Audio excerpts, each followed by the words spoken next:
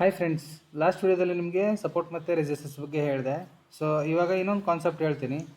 For example ಇದು support ಇದೆ ಅಂತ ಅಂದ್ಕೊಳ್ಳಿ. ಓಕೆ, ಪ್ರೈಸ್ ಏನು ಮಾಡುತ್ತೆ, ಆ ಪಾಯಿಂಟಿಗೆ ಬಂದು ರಿಯಾಕ್ಟ್ ಮಾಡುತ್ತೆ, ಸೆಕೆಂಡ್ ಟೈಮ್ ರಿಯಾಕ್ಟ್ ಮಾಡುತ್ತಾ, ಮತ್ತು ಥರ್ಡ್ ಟೈಮ್ ರಿಯಾಕ್ಟ್ ಮಾಡುತ್ತೆ, ಸೆಕೆಂಡ್ ಅಥವಾ ಥರ್ಡ್ ಟೈಮ್ ರಿಯಾಕ್ಟ್ ಮಾಡುತ್ತೆ ಅಂತ ಅಂದ್ಕೊಳ್ಳಿ. ಆಮೇಲೆ ಏನಾಗುತ್ತೆ, ಸಡನ್ನಾಗಿ ಆ ಲೈನ್ ಕ್ರಾಸ್ ಮಾಡಿಬಿಟ್ಟು ವಾಪಸ್ ಆ್ಯಸ್ ಯೂಶ್ವಲ್ ಮತ್ತೆ ಅಪ್ ಟ್ರೆಂಡಲ್ಲಿ ಹೋಗುತ್ತೆ. ಇವಾಗ ರೆಸಿಸ್ಟೆನ್ಸಲ್ಲಿ ಒಂದು ಎಕ್ಸಾಂಪಲ್ ತೊಗೊಳ್ಳೋಣ. ಸೊ ಮಾರ್ಕೆಟು ಅಪ್ ಟ್ರೆಂಡಲ್ಲಿತ್ತು, ಆ ಪಾಯಿಂಟಿಗೆ ಬಂದಮೇಲೆ ಸಡನ್ ರಿಯಾಕ್ಷನ್ ಆಯಿತು, 1 ಟಚ್, 2 ಟಚ್, 3 ಟಚ್, ಸೊ ಈ ಥರ ಮಲ್ಟಿಪಲ್ ಟೈಮ್ಸ್ ಅಂತ ಅಂದ್ಕೊಳ್ಳಿ. ಆಮೇಲೆ ಏನು ಮಾಡುತ್ತೆ, ಸಡನ್ನಾಗಿ ಆ ಲೈನ್ ಕ್ರಾಸ್ ಮಾಡಿಬಿಟ್ಟು ವಾಪಸ್ ಮತ್ತೆ ಆ್ಯಸ್ ಯೂಶ್ವಲ್ ಡೌನ್ ಟ್ರೆಂಡಲ್ಲಿ ಬರುತ್ತೆ. ಸೊ ಇವಾಗ ಸಪೋರ್ಟ್ ಟಚ್ ಆಗಿದೆ ಅಂತ ಸಡನ್ನಾಗಿ ಟ್ರೇಡ್ ತೊಗೋಬೇಕಾ ಅಥವಾ ವೇಟ್ ಮಾಡಬೇಕಾ? ಸೊ ನಿಮಗೆ ಲಾಸ್ಟ್ ವಿಡಿಯೋದಲ್ಲಿ ಇದ್ರ ಬಗ್ಗೆ ಸ್ವಲ್ಪ ಹೇಳಿದ್ದೆ ಅಂತ ಅಂದ್ಕೊತೀನಿ. ಸೊ ಈ ವಿಡಿಯೋದಲ್ಲಿ ಇದು ಯಾಕೆ ಈ ಥರ ಆಗುತ್ತೆ ಅನ್ನೋದನ್ನ ಅರ್ಥ ಮಾಡ್ಕೊಳ್ಳೋಣ ಬನ್ನಿ. So hi friends, welcome back to another video of forex beginner to advance series. So ಇವತ್ತಿನ ವಿಡಿಯೋದಲ್ಲಿ ನಾವು ಅರ್ಥ ಮಾಡ್ಕೊಳ್ತಿರೋ ಕಾನ್ಸೆಪ್ಟ್ ಏನಪ್ಪ ಅಂತಂದರೆ ಬ್ರೇಕ್ಔಟ್ ಮತ್ತು ರೀಟೆಸ್ಟ್ ಅಂತ. ಸೊ ಲಾಸ್ಟ್ ಎಪಿಸೋಡಲ್ಲಿ ನಾನು ನಿಮಗೆ ಸಪೋರ್ಟ್ ಮತ್ತು ರೆಸಿಸ್ಟೆನ್ಸ್ ಬಗ್ಗೆ ಹೇಳಿದೆ, ಯಾವ್ಯಾವ ಝೋನಲ್ಲಿ ಟ್ರೇಡ್ ಮಾಡಬೇಕು, ಯಾವ್ಯಾವ ಕಂಡೀಷನಲ್ಲಿ ಟ್ರೇಡ್ ಮಾಡಬೇಕಂತ ಕೂಡ ಹೇಳಿದೆ. ಸೊ ಇವತ್ತು ಅದೇ ಕಾನ್ಸೆಪ್ಟ್ನ ಇನ್ನೊಂದು ಇಂಪಾರ್ಟೆಂಟ್ ಪಾರ್ಟ್ ಅಂತ ಅಂದ್ಕೊಳ್ಳಿ. ಲೈಕ್ ನಿಮಗೆ ಲಾಸ್ಟ್ ವಿಡಿಯೋದಲ್ಲಿ ಸ್ವಲ್ಪ ಹೇಳಿದೆ ಲಿಕ್ವಿಡಿಟಿ ಬಗ್ಗೆ. ಸೊ ಇದು ಏನಪ್ಪ ಅಂತಂದರೆ ಬ್ರೇಕ್ಔಟ್ ಮತ್ತು ರೀಟೆಸ್ಟು ಇವೆರಡೂ ಸ್ವಲ್ಪ ಇಂಪಾರ್ಟೆಂಟ್ ವರ್ಡ್ ಆಗುತ್ತೆ. ಯಾಕಂದರೆ ಹೋಲ್ ಮಾರ್ಕೆಟ್ ನೋಡೋದು ಲಿಕ್ವಿಡಿಟಿ ಮೇಲೆ. ಸೊ ಆ ಲಿಕ್ವಿಡಿಟಿ ಇರೋದೇ ಸಪೋರ್ಟ್ ಮತ್ತು ರೆಸಿಸ್ಟೆನ್ಸ್ ಹತ್ರ. ಸೊ ಯಾವ ಮೂಮೆಂಟ್ ಫೇಕ್ ಅಥವಾ ಯಾವ ಮೂಮೆಂಟ್ ರಿಯಲ್ಲು. ಇವಾಗ ಫಸ್ಟ್ ಟೈಮ್ ಟಚ್ ಆಯಿತು ಮತ್ತು ಸೆಕೆಂಡ್ ಟೈಮ್ ಟಚ್ ಆದಾಗ ಕೆಳಗೆ ಬರುತ್ತೆ. ಸೊ ಇದು ಕೆಳಗೆ ಬರುತ್ತೋ ಇಲ್ವೋ, ಅಥವಾ ಫೇಕ್ ಔಟ್ ಮಾಡಿಬಿಟ್ಟು ಮತ್ತೆ ಮೇಲೆ ಹೋಗ್ಬೋದೇನೋ. ಸೊ ಈ ಥರ ಎಲ್ಲ ನಿಮಗೆ ಕ್ವಶನ್ಸ್ ಇರ್ಬೋದು. ಸೊ ನಿಮಗೆ ಇವಾಗ ವಿತ್ ಎಕ್ಸಾಂಪಲ್ ಹೇಳ್ತಾ ಹೋಗ್ತೀನಿ. ಸೊ ಇವಾಗ ನೀವು ಚಾರ್ಟ್ ನೋಡ್ಬೋದು ಇಲ್ಲಿ. ಇವಾಗ ಇಲ್ಲೊಂದು ಪಾಯಿಂಟ್ ಇದೆ. ಓಕೆ, ಸೊ ಇದು ಒಂದು ರೆಸಿಸ್ಟೆನ್ಸ್ ಪಾಯಿಂಟ್ ಇದೆ ಇಲ್ಲಿ. ನಮಗೆ ಮಾರ್ಕೆಟ್ ಏನು ಮಾಡಿತು, ಅಪ್ ಟ್ರೆಂಡಲ್ಲಿತ್ತು, ಒಂದು ಪಾಯಿಂಟಿಗೆ ಬಂದಮೇಲೆ ಅಲ್ಲಿಂದ ರಿವರ್ಸ್ ಆಯಿತು. ಸೊ ನಾವು ಇದನ್ನು ಏನು ಅಂದ್ಕೊಂಡ್ವಿ, ಒಂದು ರೆಸಿಸ್ಟೆನ್ಸ್ ಪಾಯಿಂಟ್ ಅಂತ ಅಂದ್ಕೊಂಡ್ವಿ. ನೆಕ್ಸ್ಟ್ ಏನು ಮಾಡ್ತು ಮಾರ್ಕೆಟು, ಮತ್ತೆ ಸ್ವಲ್ಪ ಪ್ರೈಸ್ ಆ್ಯಕ್ಷನ್ ಮೂವ್ಮೆಂಟ್ ಮಾಡ್ಕೊತ ಏನು ಮಾಡ್ತು, ಅದೇ ಪಾಯಿಂಟಲ್ಲಿ ಬಂದು ಟಚ್ ಆಗಿಬಿಟ್ಟು ಮತ್ತೆ ಕೆಳಗಡೆ ಬಿತ್ತು. ಸೊ ಇದು second touch. Okay, next market same ಮತ್ತೆ ಪ್ರೈಸ್ ಆ್ಯಕ್ಷನಲ್ಲಿ ಬಂದುಬಿಟ್ಟು ಏನು ಮಾಡ್ತು, ಥರ್ಡ್ ಟೈಮ್ ಕೂಡ ಸೇಮ್ ಟಚ್ ಮಾಡಿಬಿಟ್ಟು ಮತ್ತೆ ಕೆಳಗಡೆ ಬಂತು. ಬಟ್ ಈ ಸಲ ಸ್ವಲ್ಪ ವೀಕ್ ಇತ್ತು ಮಾರ್ಕೆಟು, ಸಡನ್ನಾಗಿ ಬಿದ್ದಿಲ್ಲ. ಸೊ ಇಲ್ಲಿ ನೋಡ್ಬೋದು ನೀವು, ಕಂಟಿನ್ಯೂ 3 ಕ್ಯಾಂಡಲ್ಸ್ ಇದೆ, ಇಲ್ಲಿ 3 ಕ್ಯಾಂಡಲ್ಸ್ ಇದೆ, ಸ್ವಲ್ಪ ಸ್ಟ್ರಾಂಗ್ ಕ್ಯಾಂಡಲ್ಸ್ ಇದೆ. ಬಟ್ ಇಲ್ಲೇನಾಯಿತು, ಸೆಕೆಂಡ್ ಕ್ಯಾಂಡಲೇ ವೀಕ್ ಆಗಿಬಿಡ್ತು. ನೆಕ್ಸ್ಟ್ ಬಯರ್ಸ್ ಏನು ಮಾಡಿದ್ರು, ಒಂದು ಪುಷ್ ಕೊಟ್ಬಿಟ್ಟು ಈ ರೆಸಿಸ್ಟೆನ್ಸ್ ಝೋನ್ನ ದಾಟ್ಕೊಂಡು ವಾಪಸ್ ಕ್ಯಾಂಡಲ್ ಮತ್ತೆ ಆ್ಯಸ್ ಯೂಶ್ವಲ್ ಸೆಲ್ ಸೈಡ್ ಹೋಯಿತು. ಸೊ ಇಲ್ಲಿ ನಮ್ಗೆ ಏನೋ ಅರ್ಥ ಆಗುತ್ತಪ್ಪ ಅಂತಂದರೆ ಇದು ಬ್ರೇಕ್ಔಟ್ ಅಂತ ಕರೀತಾರೆ.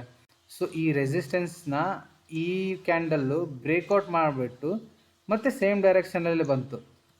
ಇಲ್ಲಿ ಏನಾಯ್ತಪ್ಪ ಅಂತಂದರೆ ನಿಮ್ಗೆ ಲಾಸ್ಟ್ ವಿಡಿಯೋದಲ್ಲಿ ಹೇಳಿದ್ದೆ, ಸೆಲ್ಲರ್ಸ್ದು ಸ್ಟಾಪ್ ಲಾಸ್ ಎಲ್ಲಿರುತ್ತೆ ಅಂತ. ಸೊ ಈ ಸ್ಟಾಪ್ ಲಾಸ್ನ ಹಂಟ್ ಮಾಡೋಕ್ಕೋಸ್ಕರ ವಾಪಸ್ ಮತ್ತೆ ಮೇಲೆ ಬಂದು ಸ್ಟಾಪ್ ಲಾಸ್ ಹಂಟ್ ಮಾಡಿಬಿಟ್ಟು ಆ್ಯಸ್ ಯೂಶ್ವಲ್ ಮತ್ತೆ ಡೌನ್ ಫಾಲ್ ಆಯಿತು ಮಾರ್ಕೆಟ್ದು. ಸೊ ಇದಕ್ಕೆ ಬ್ರೇಕ್ಔಟ್ ಅಂತ ಕರಿತೀವಿ.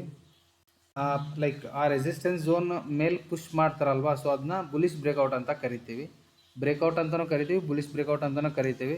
ಸೊ ಎರಡೂ ಒಂದೇ, ಡಿಫ್ರೆನ್ಸ್ ಏನಿಲ್ಲ. ನೆಕ್ಸ್ಟು ಸಪೋರ್ಟ್ ಬ್ರೇಕ್ಔಟ್ ಬಗ್ಗೆ ನೋಡ್ಕೊಳ್ಳೋಣ. ಇವಾಗ ಇಲ್ಲಿ ನೋಡಿ, ಒಂದು ಸಪೋರ್ಟಿಂದ ತೋರಿಸ್ತೀನಿ ನಿಮಗೆ. ಸೊ ಇದು ಒಂದು ಝೋನ್ ಅಂತ ಅಂದ್ಕೊಳ್ಳಿ, ಸಪೋರ್ಟ್ ಝೋನ್ ಇದೆ ಇಲ್ಲಿ. ಓಕೆ, ಸೊ ಮಾರ್ಕೆಟ್ ಏನು ಮಾಡ್ತು, ಫಸ್ಟು ಡೌನ್ ಟ್ರೆಂಡಲ್ಲಿ ಬಂದು ಆ ಪ್ರೈಸ್ಗೆ ರೆಸ್ಪೆಕ್ಟ್ ಮಾಡಿಕೊಂಡು ಮತ್ತೆ ಮೇಲೆ ಹೋಯಿತು. ಬಟ್ ಇಲ್ಲಿ ಕ್ಯಾಂಡಲ್ ನೋಡಿ ಸ್ವಲ್ಪ ವೀಕ್ ಇದಾವೆ ಕ್ಯಾಂಡಲ್ಸ್. ಆಮೇಲೆ ಮತ್ತೆ ಸೇಮ್ ಆ ಪಾಯಿಂಟ್ನ ಸಪೋರ್ಟ್ ಪಾಯಿಂಟ್ನ ಟಚ್ ಮಾಡೋಕ್ಕೆ ಅಂತ ಬಂತು. ಬಟ್ ಈ ಟೈಮ್ ಏನಾಯಿತು ಅಂತಂದರೆ ಫಸ್ಟ್ ಟೈಮರ್ಸ್ದು ಲಿಕ್ವಿಡಿಟಿನೇ ಎತ್ಕೊಂಡ್ಬಿಟ್ಟು ಮಾರ್ಕೆಟ್ ಮೇಲ್ಗಡೆ ಹೋಗ್ಬಿಡ್ತು. ಸೊ ಇದು ಏನಂತೀವಪ್ಪ ಅಂತಂದರೆ ನಾವು ಬಿಯರಿಶ್ ಬ್ರೇಕ್ಔಟ್ ಅಂತ ಕರಿತೀವಿ, ಅಥವಾ ಸಪೋರ್ಟಿಂದ ಬ್ರೇಕ್ಔಟ್ ಅಂತ ಕರಿತೀವಿ. ಇಲ್ಲಿ ಏನಾಯ್ತಪ್ಪ ಅಂತಂದರೆ ಆ್ಯಸ್ ಯೂಶ್ವಲ್ ನಾನು ಲಾಸ್ಟ್ ವಿಡಿಯೋದಲ್ಲಿ ಹೇಳ್ದಂಗೆ, ಇಲ್ಲಿಂದ ಬೈಯರ್ಸ್ ಎಂಟ್ರ್ ಆಗಿರ್ತಾರ, ಬೈಯರ್ಸ್ದು ಸ್ಟಾಪ್ ಲಾಸ್ ಎಲ್ಲಿರುತ್ತೆ, ಈ ಝೋನ್ ಕೆಳಗಡೆ ಇರುತ್ತೆ.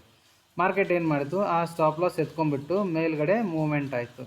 ಇಲ್ಲೇನು ಮಾಡ್ತು, ಬೈಯರ್ಸ್ನ ಹೊರಗಾಗ್ಬಿಟ್ಟು ಮಾರ್ಕೆಟ್ ಆ್ಯಸ್ ಯೂಶ್ವಲ್ ಮತ್ತೆ ಮೇಲೆ ಹೋಯಿತು. ಬಟ್ ಇಲ್ಲಿ ಸೆಕೆಂಡ್ ಟೈಮ್ ಥರ್ಡ್ ಟೈಮ್ ಕೂಡ ಒಬ್ಬೊಬ್ಬರು ಟ್ರೈ ಮಾಡ್ತಾರೆ.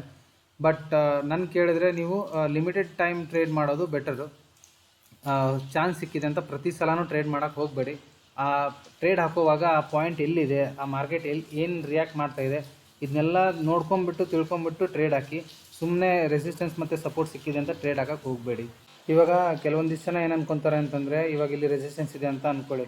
ಸೊ ಈ ಕ್ಯಾಂಡಲ್ ಬ್ರೇಕ್ ಮಾಡ್ತು, 1 ಮಿನಿಟಲ್ಲಿ ಏನು ಮಾಡ್ತಾರೆ, ಈ ಕ್ಯಾಂಡಲ್ ಇಲ್ಲಿ ಫಾರ್ಮೇಷನ್ ಆಗಿರುತ್ತೆ ಅಂತ ಅಂದ್ಕೊಳ್ಳಿ. ಇವಾಗ ಒಂದು ಕ್ಯಾಂಡಲ್ ಇಲ್ಲಿ ಫಾರ್ಮೇಷನ್ ಆಗಿರುತ್ತೆ. ಜನ ಏನು ಅನ್ಕೊತಾರೆ, ಓಕೆ ಇದು ಬ್ರೇಕೌಟ್ ಆಗಿದೆ ರೆಸಿಸ್ಟೆನ್ಸ್ದು, ಇಲ್ಲಿಂದ ಒಂದು ಬೈ ಟ್ರೇಡ್ ತೊಗೊಂಬಿಡೋಣ ಅಂತ ಪ್ಲ್ಯಾನ್ ಮಾಡ್ತಾರೆ. ಆವಾಗ ಆಬ್ವಿಯಸ್ಲಿ ಏನಾಗುತ್ತೆ, ಅವ್ರದ್ದು ಸ್ಟಾಪ್ ಲಾಸ್ ಹಿಟ್ ಆಗುತ್ತೆ.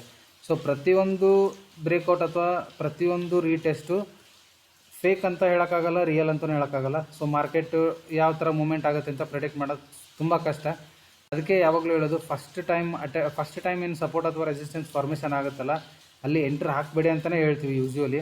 ಆಮೇಲೆ ಭಾಳ ಜನ ಏನು ಅನ್ಕೊತಾರೆ, ಲೈಕ್ ಸಪೋರ್ಟಲ್ಲಿ ಬಂದಿದೆ ಬೈ ಮಾಡಿಬಿಡೋಣ, ರೆಸಿಸ್ಟೆನ್ಸಲ್ಲಿದೆ ಸೆಲ್ ಮಾಡಿಬಿಡೋಣ ಅಂತ. ಅದು ಕೂಡ ಫಸ್ಟು ಟಚ್ಚಲ್ಲಿ ಮಾಡೋಕ್ಕೆ ಹೋಗಬೇಡಿ. ಯಾಕೆಂದರೆ ರೀಟೆಸ್ಟ್ ಆಗೋ ಚಾನ್ಸಸ್ ಭಾಳ ಇರುತ್ತೆ. ಆಮೇಲೆ ಫೇಕ್ಔಟ್ ಆಗೋದು ಅಥವಾ ಲಿಕ್ವಿಡಿಟಿ ತೊಗೊಳ್ಳೋದು, ಈ ಥರ ಲೈಕ್ ಬ್ರೇಕೌಟ್ ಆಗಿ ವಾಪಸ್ ಬರೋದು, ಈ ಥರ ಎಲ್ಲ ಚಾನ್ಸಸ್ ಇರುತ್ತೆ. ಸೊ ಫಸ್ಟ್ ಅಟೆಂಪ್ಟಲ್ಲಿ ಯಾರೂ ಟ್ರೇಡ್ ಮಾಡೋಕ್ಕೆ ಹೋಗಬೇಡಿ.